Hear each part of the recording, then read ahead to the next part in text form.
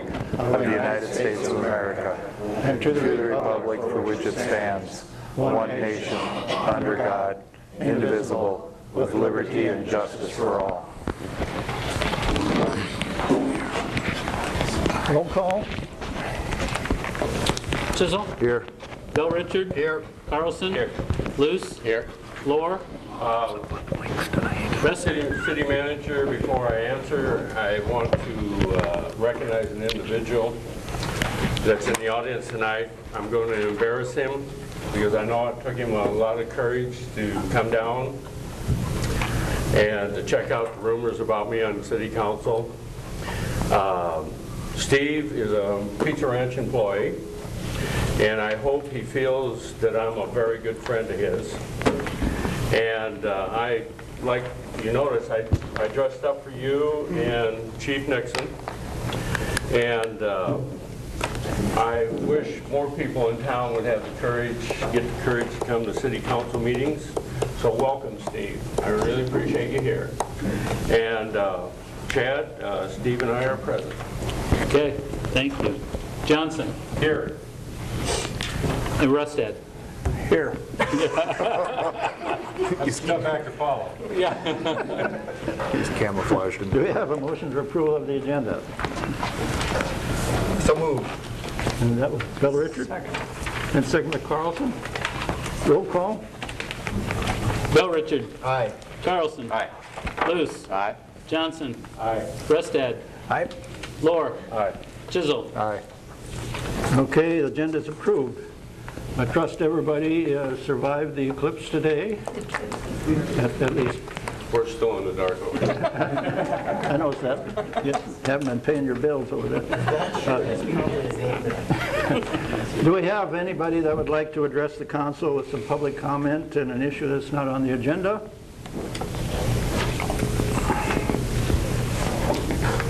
Did you waved your hand? No. Okay. Okay.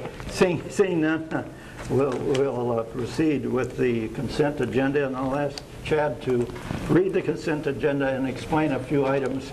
It's not because I'm getting lazy, but he knows what's going on here, and sometimes I don't. So, Chad? Okay. Thanks, Mayor. So, item A, minutes of the August 7th, 2017 meeting. Item B, claims. Then you have renewal Class B beer permit for Happy Joe's, including Sunday sales. New Class E liquor license for Backwater Spirits, 116 West Water Street, including Class B wine, Class C beer, and Sunday sales privileges. Renewal Class E liquor license for Walmart Supercenter, including Class B wine, Class C beer, and Sunday sales privileges. Expanded outdoor service area for Toppling Goliath, extending from August 20th to November 15th, 2017. Renewal Class C liquor license for Rubaiyat, including Sunday sales, catering, living quarters, Class B wine, and outdoor service area privileges. Special event application for Rotary Loop-to-Loop event, Saturday, September 30, 2017. There is an event application including the maps and street closures in the council packet for your review. Special event application for Vesterheim, including new Class B beer permit with outdoor service area for Saturday, September 23rd, 2017, and there's a special event application including map and street closures in the council packet for that event. Consider special event street flag use per city policy regarding Luther College for the dates inclusive August 25th through September 5th. That's per the new city policy regarding flags installed by the street department on Water Street. So council action is required based on that policy for those dates. Consider Park Street reimbursement request per agreement with Decorah Hotel Properties, LLC.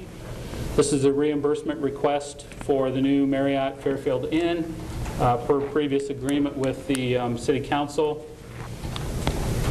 Dated approximately December 2015. The cost sharing proposed for the developer improvements to Park Street were approximately 2/3 city share, 1/3 developer share. The agreed upon amount is $129,000. There was one change order on the project approved by the city engineer and the developer on the private development aspect, and that was to beef up the intersection with Highway 9 and add some doweling. for an increased cost of $6,750, and engineering fees and construction and administration to go with that of $1,682.40.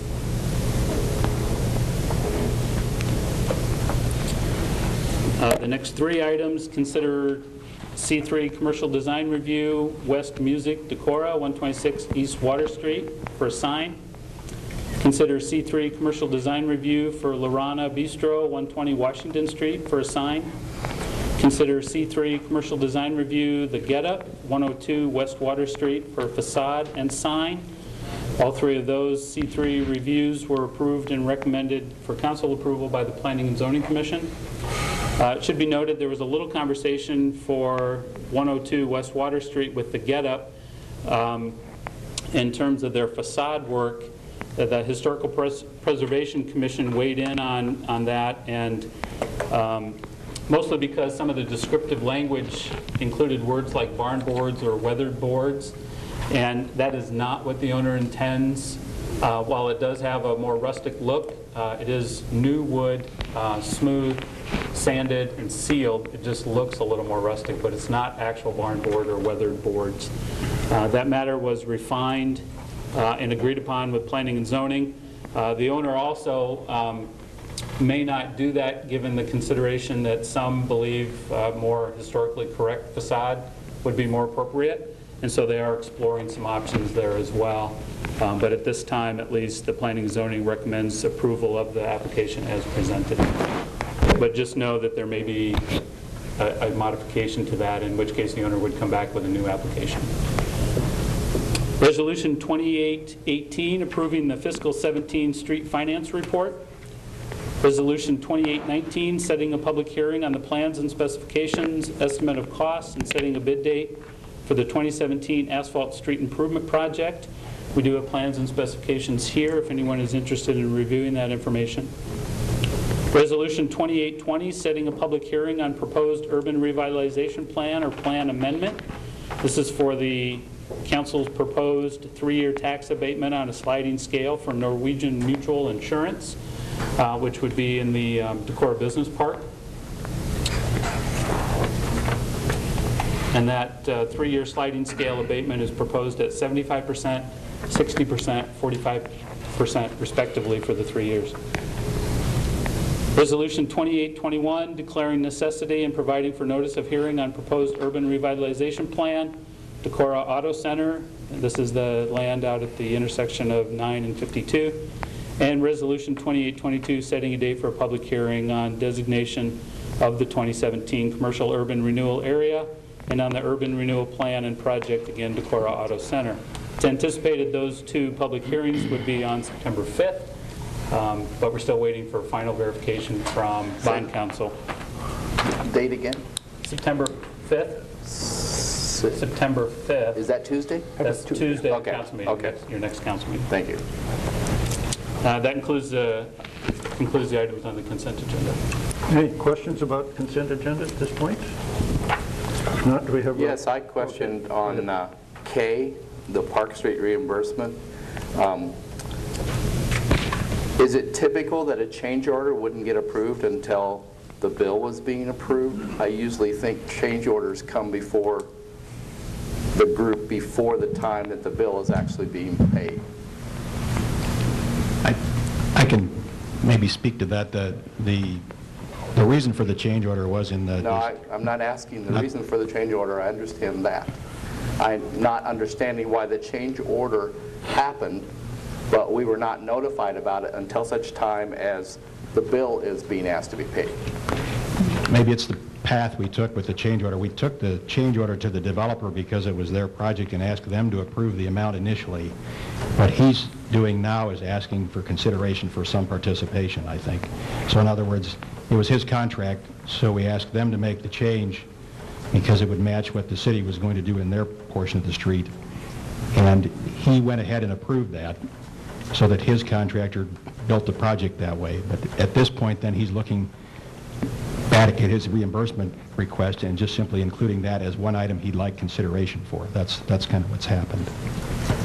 So in other words, it So wasn't... I'm saying that if we have an agreement that we're going to be reimbursing some of it, not knowing for sure what it is, I think it would be legitimate for us to understand that change orders are happening, and there's going to be a bigger amount previous to when we're being asked to pay for the part of it.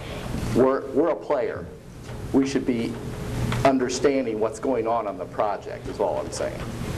And I think it was a little bit, when we initiated the change order with him, I don't know at that point whether he decided to request it.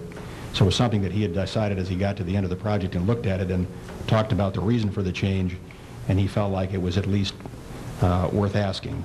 So it, 2 months ago in July and June when they were doing it, I'm not sure he was ready to make the request at that time.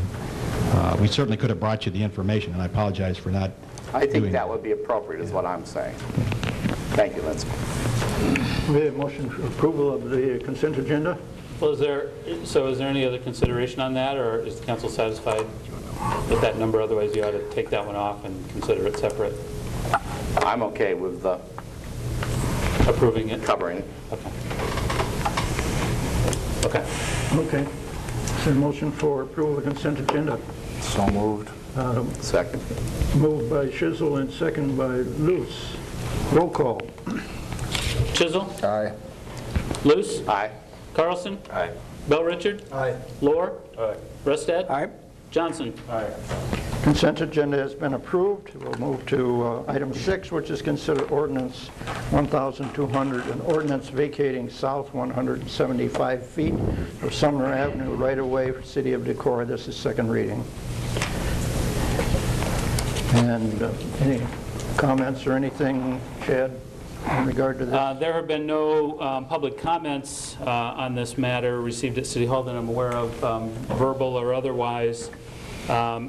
And just to refresh the council's memory, it's been a little while since this one was first read. Now it's on for the second reading. This is, again, approximately 175 feet of Sumner Avenue that goes into the fairgrounds and almost abuts or does touch the grandstand area.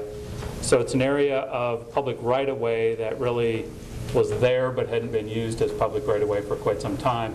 As part of your negotiation with the Fair Board in trying to come to an understanding of the area where the bike trail and the levee are, more to the north, staff recommended that we vacate this area and give it over to the Fair Board. They've been using it. So this is the second reading on that ordinance. Item number 7, next on the agenda, is the resolution to convey, but you may not consider that resolution until you complete all 3 readings or waive the 3rd reading, which would be my recommendation tonight. Where are we on our access to the dike in the Fair Board's position? Now, the last understanding I had was they wanted money for that. They do, and the council has agreement to pay $15,000 for that fee and title for the area that encompasses the bike trail and the levee and that road section. Also, in exchange for this parcel, you'd give this over to the Fair Board. 15,000 plus this parcel. This parcel. So we reduced the monetary amount. No, it's still 15,000. From their original. From what they were wanting, quite a bit. Well, yeah, that's What were they wanting? I can't remember, but I thought it was a lot more than 15. Significantly more, yes. significantly more. Yeah. And it's an easement for the 15, correct? I guess I didn't think, I thought we were kind of Is it beyond the that, property? so. Okay. I just wanted to clarify that. Ownership. Does the people that you're talking to agree that this is a fair trade, or? No, but I think they're willing to accept it. No, maybe not. Edna's here, I guess, so I don't want to speak for her, so she represents the Fair Board. I do believe that we probably haven't fully accepted just what you said.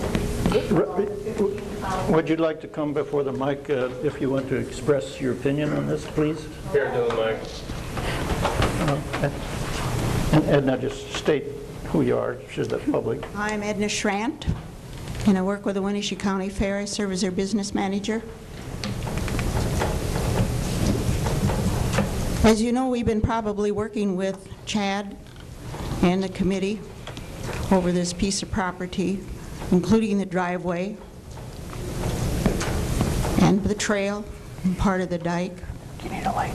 And I think, did you state now that we agreed maybe now to this, the 15,000? I don't think we fully, as a board, has said we will agree to that. Okay, fair enough. Okay? If that's the case, I'd move to a table both of these issues, table number 6 and 7. Okay, thank you. Okay, but motion to table? To table number 6 and then also, Second by Lewis. And so the issue will be tabled. So we move on. We need to act on that. Vote on that. Oh, excuse me. Yep. Right. So Rustad? Aye. Luce? Aye. Carlson? Aye. Bell Richard? Aye. Chisel? Aye. Lohr? Aye. Johnson? Aye. Okay, well, Before you move on. just a minute. Did you do it for 6 and 7, Mayor? Because that's what I wanted to do. I want to table both of these, so. That was the I need to make a separate motion to table. well, if you don't, Seven. if you don't Okay. approve the second or third, you can't go. Well, I with wanted to make sure we got this done before Chuck introduces something. Right, you can't go to the next step. Yeah, good. That's right. We're good. So, was there another comment in regard to that? Yeah, I'd like to see us even up swamp or something here if we're going to do this. I'm not on property, but So Chuck, what do you mean by that? I mean, the Fair Board's asking for more dollars. They're asking for more cash. right. And we give them this. It's not that big of a deal. I wouldn't mind doing that, but we also need that for safety of this community, our access to that dike. And I would like to see the Fair Board be more willing to work with the city on that. My opinion. Thank you. I think as the chair of the property committee, what Edna was saying about their concerns about this process is that they felt between the rock and the hard place on the whole issue, and so they're trying to get something out of it. And so rather than just do a swap like you suggest, Jack, we were saying 15,000 would at least give the Fair Board something out of the deal to recognize that they were between a rock and a hard place in the whole process. So that's why it was being gotten to that point. Okay, it's tabled at this point, I guess, if there are some adjustments. Did you still have a comment? Okay. So we'll move on to item 8, which is consider ordinance 1203, amending chapter 8.12 regarding fireworks, third and final reading. I'd move the third reading. Okay, Luce made motion for approval, Second. and second by Bill Richard. Any discussion about this? Well, I'm just concerned that we've had no votes on this without any negative comments about it regarding those no votes. So I'm a little bit baffled as to why it's not a unanimous yes for the change of the ordinance. So I would encourage a yes vote by all, unless there's some specific reason not to. Any other discussion? Roll call? Luce? Aye. Bell Richard? Aye. Chisel? Aye. Lohr? No. Rustad? Aye. Johnson? Aye. Carlson? Aye. Okay, carried, one dissenting vote. Item 9 is consider second reading of ordinance 1204, approving a requested rezoning classification Dave and Julie Olson at 1002 Woodside Drive from C2 General Retail and Service District to R2 Single to 4 Family Residential District for a parcel of real estate in the city of Decorah. This is the second reading for that. Any comments in regard to that one? Chad, any correspondence? No comments. Okay. I'd move ordinance 1204. Okay, Luce made motion for approval, Second. and second by Bella Richard. Any council comment? Roll call? Luce? Aye. Bell Richard? Aye. Chisel? Aye. Lohr? Aye. Rustad? Aye. Johnson? Aye. Carlson? Aye. Okay, carried. Item 10 is consider second reading of ordinance 1,205 approving requesting rezoning classification for property at Parcel A, Highland Place, subdivision, which is Ossihaugen, from HM Hospital Medical and R1 Single Family Resident District to an R3 Multiple Family Residential District for a parcel of real estate in the city of Decorah, second reading. Again, any comments on that one? Okay. Make a motion to approve, second reading. Second. Okay, motion by Ristad and second by Lohr. Mr. Lohr. Any council discussion? Roll call. Rustad? Aye. Lohr? Aye. Chisel? Aye. Bell Richard? Aye. Carlson? Aye. Luce? Aye. Johnson? Okay, second reading approved. And I would ask the council to consider a third reading on either one of those for the sake of efficiency. Anybody want to? I'll make a motion to waive the third reading for ordinance 1205. 1204. Or if you want to do them both at the same time. No, we that's should do them separate. fine. Okay, we'll do 1205 first. Second. Okay, motion been made and second to approve the third reading. Does that also then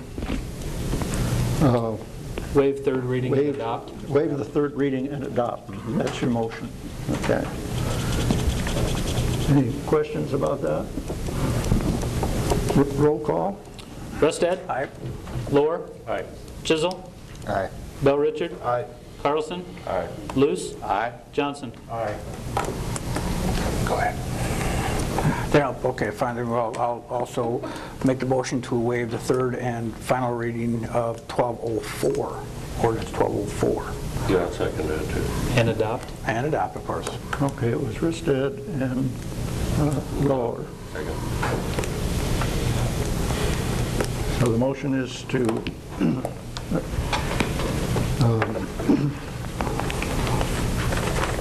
waive the third and approve the ordinance. Roll call. Rustad? Aye. Lohr? Aye. Chisel? Aye. Bell Richard? Aye. Carlson? Aye. Luce? Aye.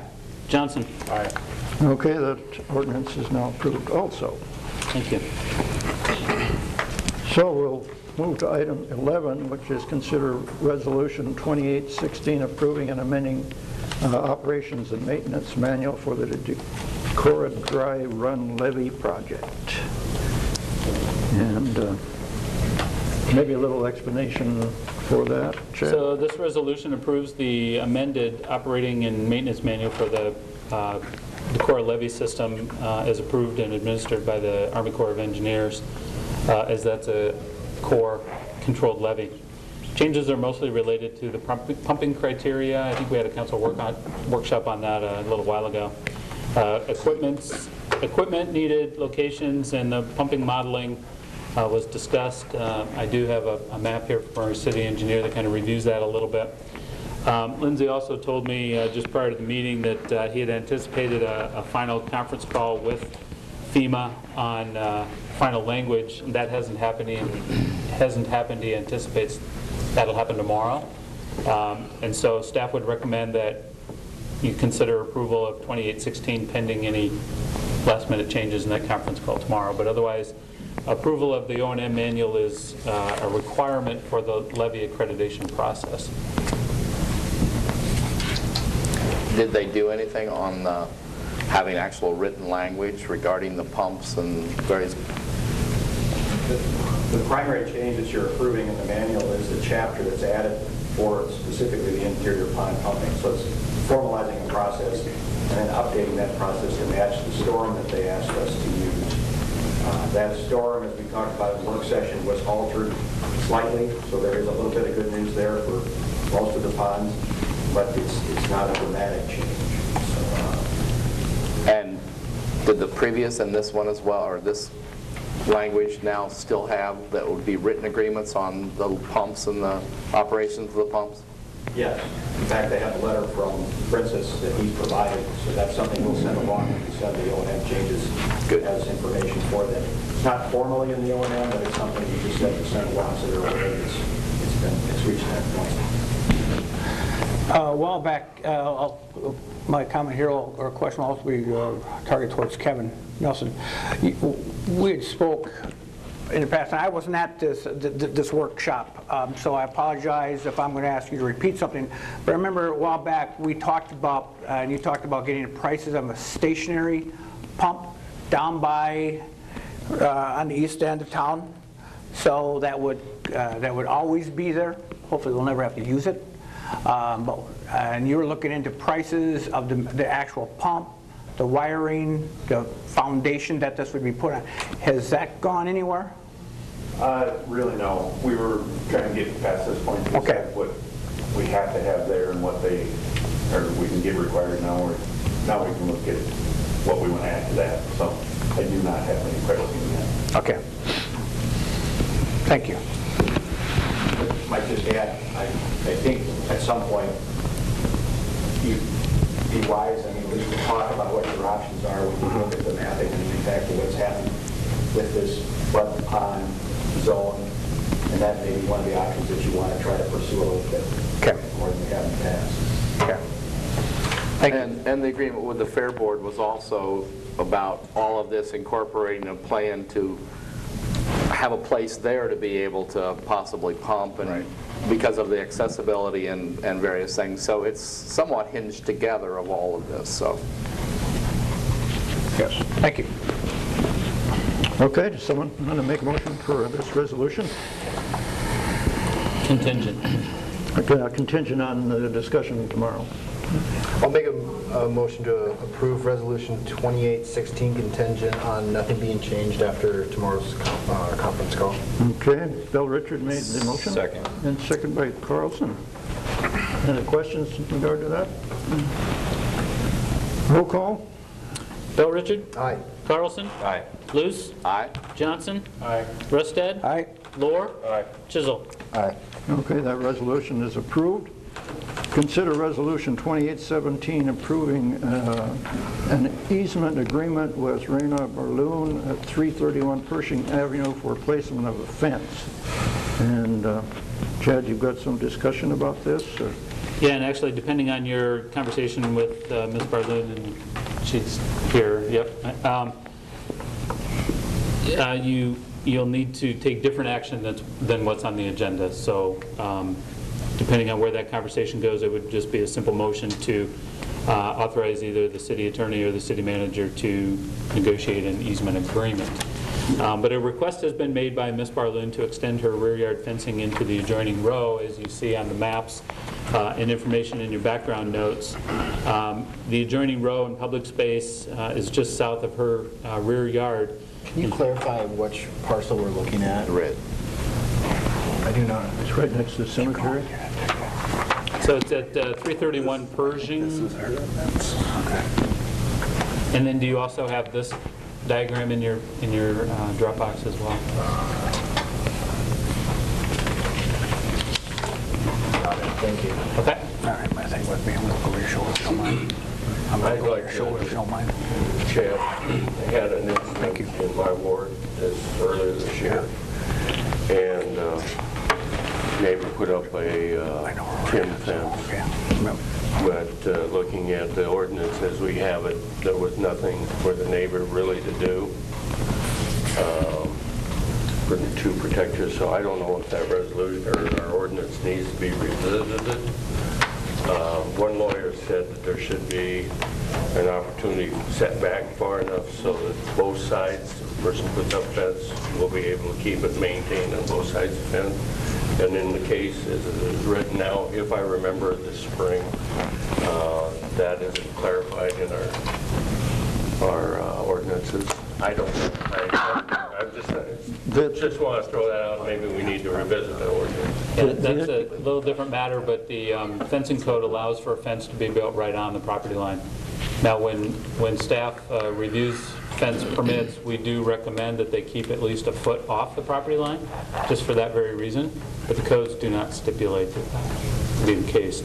But here, this is a situation where the applicant is looking to extend her backyard into public right-of-way space by the construction of a fence to encroach into that public row. In talking with Ms. Barloon, I wasn't willing and didn't feel it was appropriate for an individual resident to so encumber an entire public space. I did offer that I thought I could negotiate with the council up to 5 feet of additional space through an easement agreement in exchange for maintenance of this area. And she had indicated that that wasn't enough or wasn't acceptable to her, and so she's here tonight to talk to you about her proposal, which is up to maybe including 25 feet of that space. Public space is approximately 56 by 53 feet. And we have utilities there? There are utilities that run through the area. Raina, would you like to address the council?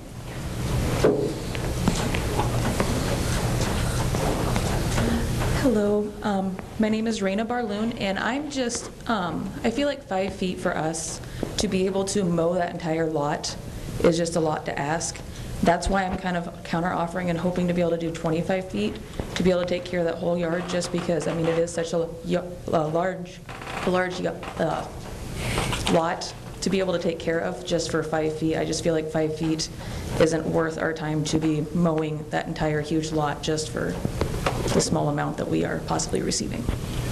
But you intend to put a fence around Correct. it? Yep, and I am totally willing that if you guys would ever need to access the sewer line that does run through there, that we are willing to take down our fence and take posts and everything down so you guys can get in there to work if need be. What are you going to use that property for? Just a backyard, fenced-in backyard for our dogs and future family, hopefully someday.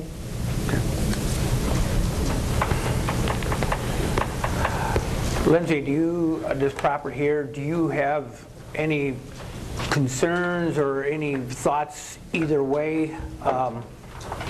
And I also would actually ask this question to the streets and all the other department heads over there. Do you foresee any, of course, tomorrow morning the water line might break, and of course you would have to dig into it tomorrow morning, but foresee anything? Hopefully the one that I saw, depending on where the fence is, the snow in a boulevard like that might be snow versus fence, if it's too close. I think after that, my concern would have been whether or not the street needed more room if it was to be rebuilt. I don't know that we would change the configuration of the street that much if it was resurfaced, so I think the biggest question was to make sure you have enough boulevard left for regular municipal uses like snow storage and just any construction that we were going to do. That doesn't really address the utility part of things for these guys, but that was my look at it when we were talking about it. I think, too, the other bigger question is, as legal counsel, and Rick and I talked through this, is the appropriateness of allowing a private individual taking over the public right-of-way. If that were something that the council would entertain, then maybe you ought to consider selling that instead, and then asking for the easement back for the utilities that are through there. I'm just laying out all the options for the council to consider. And just thinking about other considerations, other properties like this around town where somebody now might, want to build a garage or put up another fence or do something else for right away next to their property. Is there precedent for doing something like this? Is there precedent? Yeah. I guess I'm not aware of any right offhand. We've sold some, haven't we? Sold. Yeah, you've sold right away. But it depends on whether or not the city needs it for expansion, or you do have periodically, if someone builds a decorative fence that encroaches into the right-of-way partially, they can get a permit, but it has to be inspected by the street department, all the departments in the police department, see if it doesn't create a safety hazard, it doesn't impede or impact the utilities or the street. But that's not a large area. That's just, it may just encroach a couple feet. when you get into an area where you're taking up a majority or a big share of the right-of-way. If the city grants this fence, I mean, is there any written, recorded thing for the next owner? There'd be a recorded easement. It would be a recorded easement. Typically, the easements have provided that the party has an easement. If the city ever needs that property for any kind of a corporate purpose, expansion of the roadway, it was relinquished back to the city. Any improvements have to be removed by the property. But those are not necessarily an area that's fenced completely and turned into a private yard.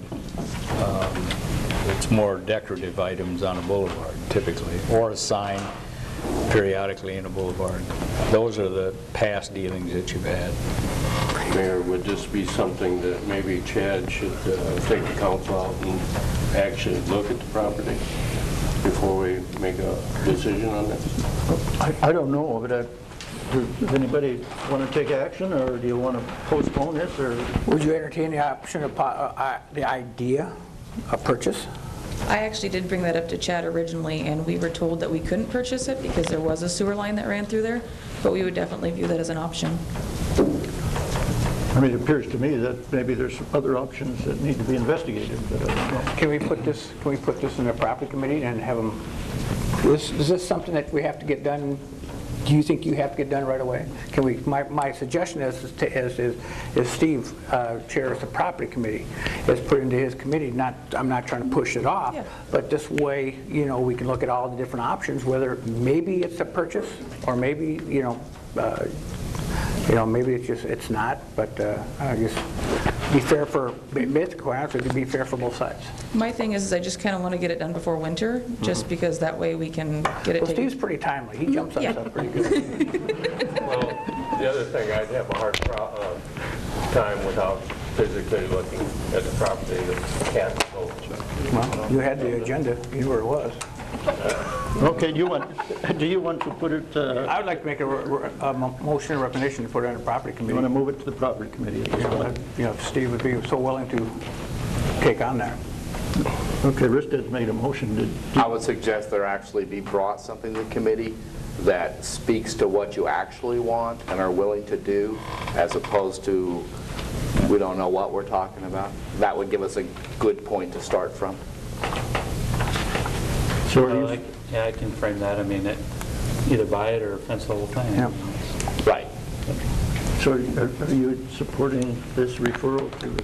I'm a workaholic, baby. I can take it. Okay, so you're seconding it, right? Yes. Okay, you second it. Yeah. All in favor of moving this to property committee? Aye. Well, I'll read the roll. That would probably be best. Okay. Rustad? I'm following Luce? the mayor. Here. Carlson? Aye. Bell Richard? Aye. Chisel? Aye. Lohr? Aye. Johnson? Okay, you'll be contacted when they meet. Thank you. Okay, item 13 is consider resolution 2823 deleting property from the Southwest Decorah Urban Renewal District. Resolution 2823, deleting property from the current Southwest Decorah Urban Renewal District, is on the advice of legal counsel in terms of amending and trying to update that urban renewal area in regards to the Decorah Auto Center project. So this removes project from that area via resolution. Item number 14, ordinance 1206, codifies that via ordinance. Both of them are essentially the same action. But what property are we talking about?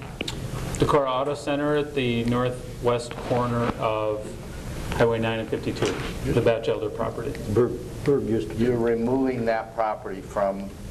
the renewal district, the current renewal district. Okay. You'll have other Okay. language where you'll amend and restate a new district. Gotcha. Okay? Okay. Understand what that is for a motion?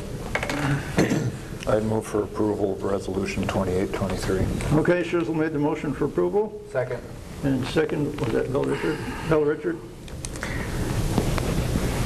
Any other questions? Roll call?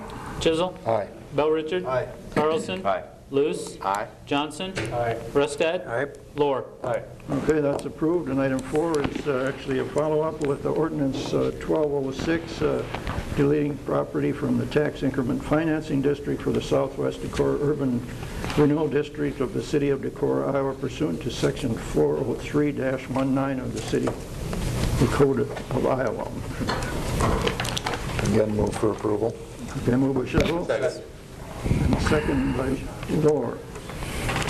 Any discussion? Roll call. Chisholm. Aye. Lohr. Aye. Bell Richard. Aye. Carlson. Aye. Luce. Aye. Johnson. Aye. Rusted. Aye. Okay, that ordinance carried. We're down to reports, city manager report. Just a couple of things tonight, Mayor. Reminder that the Winneshiek Economic Development Corp, WCDI, is completing a housing study they've undertaken here this year. They expect a final report out for that on November 6th. We're looking at scheduling some time before the council meeting that night at 4:30 for a report on their updated housing study. I continue to work with Gunderson regarding hangar.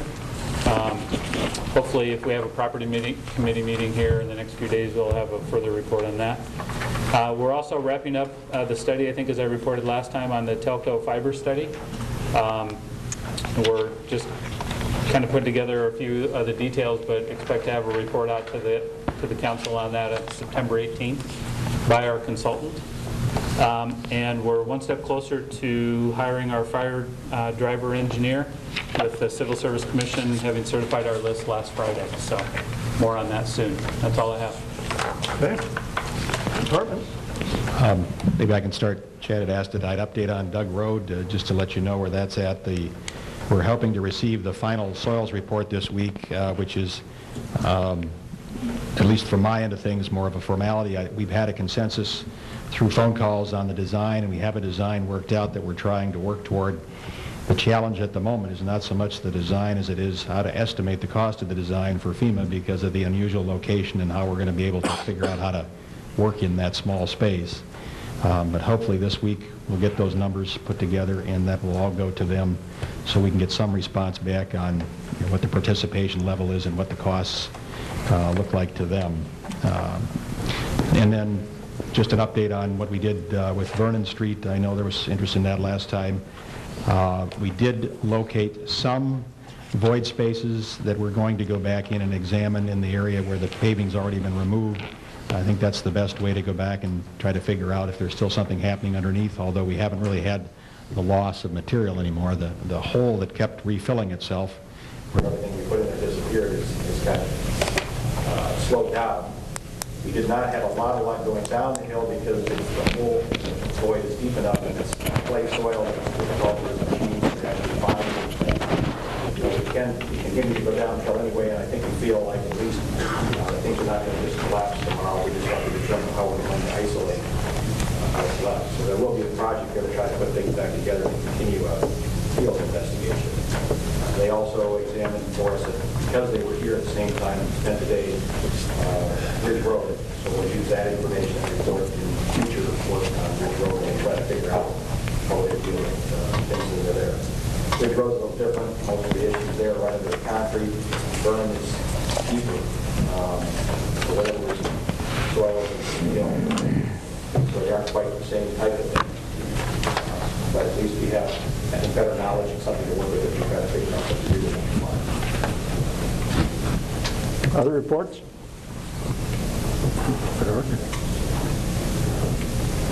I just wanted to have the public be aware that school starts on Wednesday here. We got the school stops out. They'll be going out Wednesday and walk up to the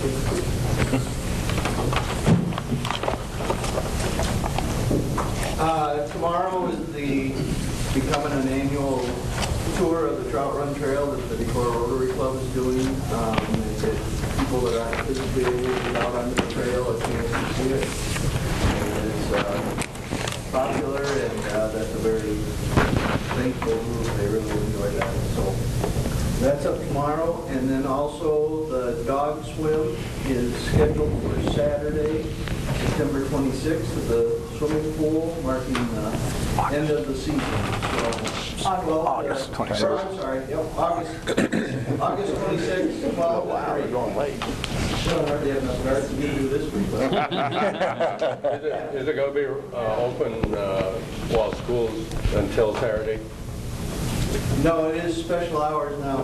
Tomorrow's the last day of open all day, and then after Wednesday, Thursday, Friday are the morning and noon aqua sites and lap swim. You have a party out there Friday night, don't you, for the kids? Isn't there a... That was last Friday. Oh, that was last Friday, excuse me. Thank you. Any other reports? As we mentioned, a week from today also, we'll have our annual core inspection of the levees, so that's coming up. Okay. And the water department will be working on a water leak tomorrow, 300 block of Rural Avenue, starting at Day Street and heading east down to the bottom of the hill by St. Benedict's School. Okay. It'll be kind of one-lane traffic from now and then while we're working on it. Hopefully it'll go pretty good. Okay, are we due for anything from the library? Okay. Nothing this evening, Mr. Mayor. Just relating to school, I did have a constituent express some concerns with an intersection where it's uncontrolled to some degree, worrying about the safety. I live in that area near the middle school as well, and have some concerns with some other intersections, so I'll be scheduling a community betterment meeting and maybe do a field trip, go to those areas after school to see if there could be some improvements. Okay. Nothing this time, Mayor. Mr. Bruce? I wondered if about the, have you seen the speed signs in Freeport that have the, I think those are pretty cool because you don't have to have a big machine there running it's posted sign, and it helps the motorists know how fast they're going. A big concern for me is the speed with which our residential streets are driven. Most people ignore the fact that 25 miles per hour is the top limit and think it's just a suggestion. I think 25 miles an hour is the limit. I also want to report, in terms of being liaison to Decorah Power, that you've probably seen in the paper that they have started their feasibility study. And I don't know if you saw or realized, but they have also received a USDA grant toward the expenses of that. So they're in the middle of, well, a little past middle, but they're raising funds to pay for it, but they have started it with a successful finding of a vendor that they really thought did an excellent job in other communities, and they're working on it. Okay. Steve, those signs that you're talking about, I know what you're talking about. They actually have them on each end of Hesper. Up there, little Hesper, they have, with digital, they're run by a solar, very small little solar panel, no bigger than this. And then coming into Hesper on each side, each end, Don Hole. And if we don't do something like that, then I'm going to be suggesting that stop signs be placed like in the middle of Iowa at Ohio, so that it's not just a long run to go all the way down and around the corner, or we look at some methods of slowing Well, have you ever looked into down. or Kevin, have you ever looked into that? What do those roughly cost? I recently received some quotes. They're several thousand apiece. And you have used a portable one at one time. On a trailer, yeah. These are stationary. These are also a useful tool. Yeah. I think most of the requests we've got for them have been coming into town, coming down the street. Yeah. I see them a lot in small towns coming in, like you said, Kevin. We slow down. Fifth Avenue is an awful long run, and people, once they get past the sign at the end of the bridge, headed east, it's just zoom. Okay, anything else? No. I want to share a good story. I hope everybody here has seen it, but our fire department did an excellent job on rescue down the Yellow River. They, in fact, KWWL and Channel 9 also are going to have something, or did have something on it, with the rescue of 6 individuals that were lost down Yellow River with the drone. I commend the fire department. I don't know whether we got insurance on it yet, but I hope they continue to use it. So if you haven't seen it, they've got a post on Facebook. It's interesting to see that. And thanks very much that we have that at our fire department. The other thing, tomorrow at 6:30, we have a safety meeting, and then at 7:30 for rural. Chief Nixon, I hope you can attend with that too. So hope to see you there. That should be there for the safety meeting. Nothing, Mayor. Nothing, Mayor. Okay. I did pass out the sandbagging open house to the county emergency management, which I'm a member of, and then they got donations, a picture of the sandbagging machine. So that will be an open house from, I think the time is what, 5 till 7 p.m. at the county shop over by Freeport. So feel free to stop in, and this thing will, you know, if you got enough people power there, you can produce 3,400 bags per hour. So that's a lot of sandbags. So that maybe will get us at least thinking about our anniversary of last year, which was this week, when we had the 4th highest river level here. So the sandbag kind of fits this whole sequence. So it'd be good if some of you could stop out and look at the sandbagging machine. Also, I do have an email that our Luther rep, which has been Corey Hummel, has said that they have a new person taking his place, is Joffrey D-Y-C-K Dick. And so Joffrey, I assume, will be joining us as the Luther rep. So that's all I have. Do we have a motion for adjournment? So moved. Okay, the meeting will be adjourned.